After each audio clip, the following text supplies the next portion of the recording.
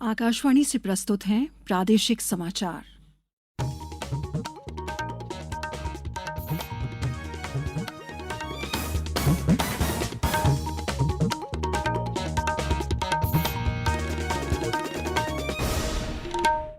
नमस्कार, समाचारों के साथ मैं शेख महजबीन अल्मास।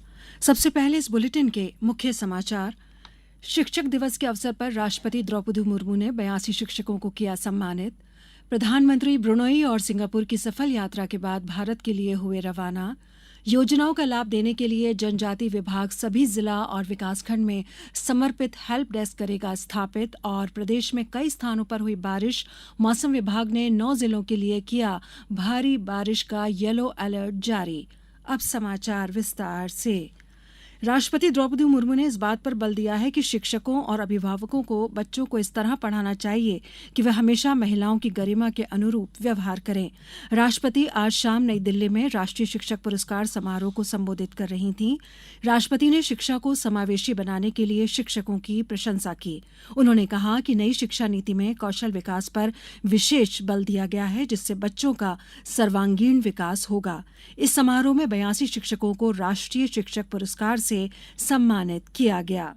एक शिक्षक अपने आचरण एवं विचारों से विद्यार्थियों के जीवन में अमिट छाप छोड़ सकता है। राष्ट्रपिता महात्मा गांधी का एक कथन इस संदर्भ में अत्यंत प्रासंगिक है। गांधी जी ने अपनी आत्मकथा में लिखा है कि उनके शिक्षकों ने पुस्तकों के मदद से उन्हें जो सिखाया था वो उन्हें बहुत ही कम याद रहता है पर पुस्तकों से अलग हटकर शिक्षकों ने स्वयं जो कुछ सिखाया था उनका स्मरण बात तक भी याद रहता है। गांधी जी के कथन का भाव ये है कि बच्चे देखकर सुनकर बहुत सारे मूल्य सीखते हैं और अपनाते हैं। इसलिए कक्षा के अंदर और बाहर अपना आचरण उत्कृष्ट होना चाहिए। प्रिय शिक्षकों, एक मूर्तिकार मिट्टी से मूर्ति बनाता है। एक ही तरह की मिट्टी से कई मूर्तिकार बहुत कलापूर्ण प्रतिमा बनाते हैं तो कोई दूसरा मूर्तिकार सामान्य प्रतिमा बनाते। मिट्टी वही है, प्रतिमाओं में अंतर है। भारत और सिंगापुर ने स्वास्थ्य और औषधि, शिक्षा और कौशल विकास, डिजिटल प्रौद्योगिकी तथा भारत सिंगापुर सेमीकंडक्टर प्रणाली साझेदारी के क्षेत्रों में सहयोग के लिए 4 सहमति पत्रों पर हस्ताक्षर किए हैं। दोनों देश अपने संबंधों को व्यापक रणनीतिक साझेदारी तक ले जाने पर भी सहमत हुए हैं, जिससे भारत की एक्ट ईस्ट नीति को बढ़ावा मिलेगा। प्रधानमंत्री नरेंद्र मोदी और सिंगापुर के प्रधानमंत्री लॉरेंस वॉक के बीच आज हुई प्रतिनिधिमंडल स्तर की वार्ता के बाद यह निर्णय लिया गया। सिंगापुर में वार्ता के दौरान दोनों नेताओं ने द्विपक्षीय संबंधों में प्रगति की समीक्षा की और दोनों देशों के बीच व्यापार और निवेश के विस्तार का आह्वान किया। प्रधानमंत्री मोदी ने कहा कि सिंगापुर का भारतीय अर्थव्यवस्था में लगभग 160 अरब अमेरिकी डॉलर का निवेश है और वह भारत का अग्रणी आर्थिक साझेदार है। उन्होंने कहा कि भारत में तेज और सतत वृद्धि ने सिंगापुर की संस्थाओं के लिए निवेश के अपार अवसर खोल दिए हैं। प्रधानमंत्री सिंगापुर की सफल यात्रा के बाद भारत के लिए रवाना हो गए हैं। मुख्यमंत्री डॉक्टर मोहन यादव ने कहा है कि प्रधानमंत्री नरेंद्र मोदी के नेतृत्व में देश आर्थिक प्रगति के मार्ग पर पूरी रफ्तार के साथ दौड़ रहा है।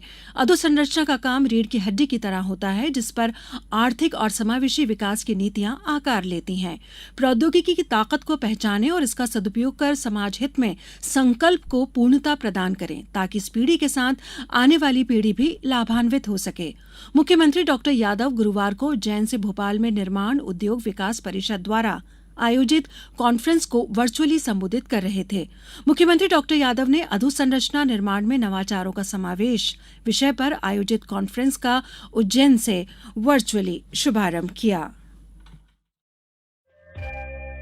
ये समाचार आप आकाशवाणी मध्य प्रदेश से सुन रहे हैं। हमारे समाचारों को अब आप कभी भी और कहीं भी अपनी सुविधा के अनुसार सुन सकते हैं। ये समाचार बुलेटिन YouTube, X प्लेटफॉर्म और Facebook पर AIR न्यूज भोपाल पेज पर सुने जा सकते हैं। इसके अलावा आप हमारी वेबसाइट newsonair.gov.in पर अथवा न्यूज ऑन AIR ऐप पर भी समाचार सुन सकते हैं।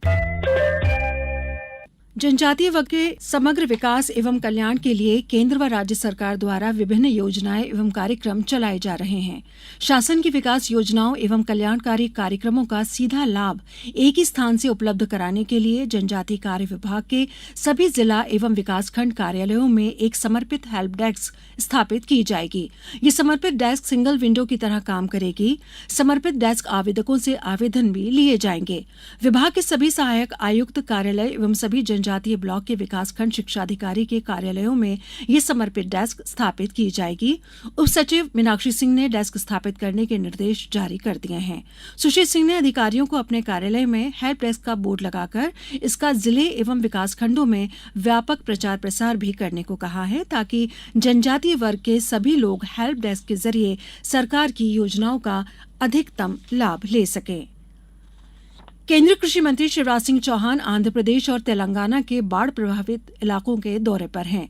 आज श्री चौहान ने आंध्र प्रदेश के विजयवाड़ा में भारी बारिश के कारण क्षतिग्रस्त हुए प्रकाशम बैराज का निरीक्षण कर स्थिति की जानकारी ली। साथ ही अजीत सिंह नगर, अंबापुरम सहित अन्य बाढ़ प्रभावित क्षेत्रों का दौरा कर स्थिति का जायजा लिया।